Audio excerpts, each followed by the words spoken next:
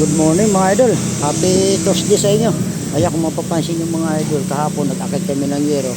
Hindi, ngayon nakapaglatag kami kahapon. Kaya ngayon nakakapagkabit pa kami ng mga capping. Ito yung mga nakabit namin mga idol. Oh. Yan, may capping na yan. Yan, may capping na yan. Nakapaglatag na po tayo. Ayan, ito yung wool flashing na pag-grinder mga idol. Yan. Christian, huwag nyo kalimutan yung hose. Kukunin nyo sa budiga para pagkatapos malinis na yan lahat.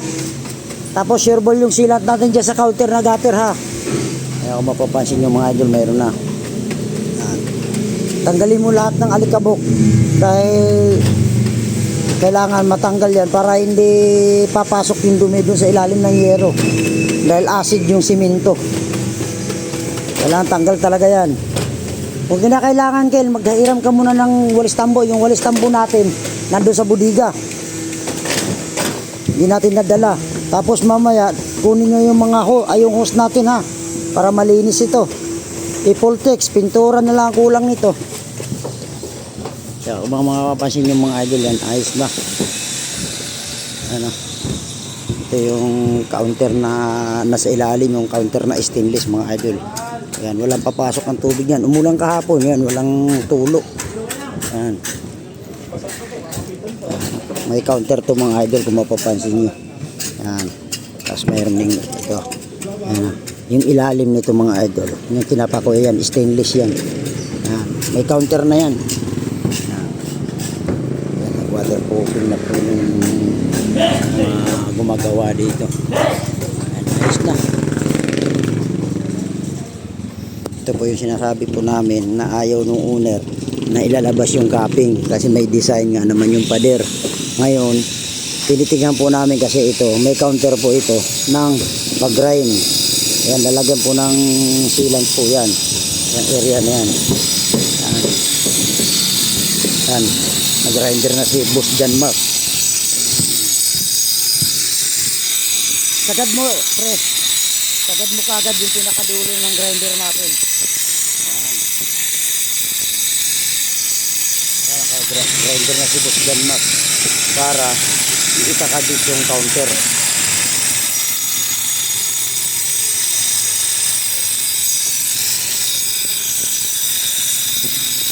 Haba-haba yan. Grinderin Boss John Mark.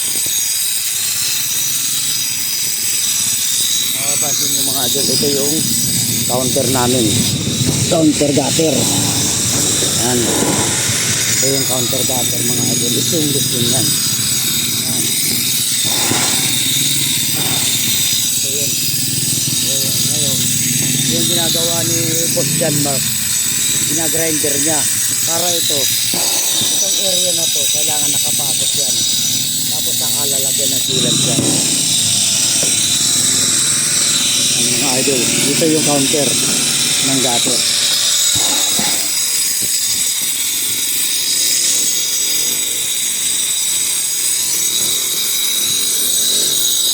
Okay, thank you, God bless mga idol. Happy Thursday sa inyo. Good morning, good morning.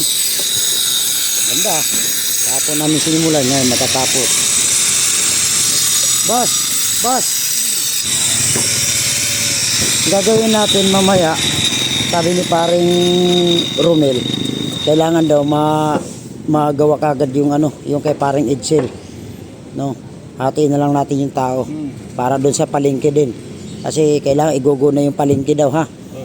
Tapos kung mas maganda, mauna muna yung kay paring Edsel bago kayo pupunta ng Kainta. Yung sinasabi ni paring Romel, ano? Okay.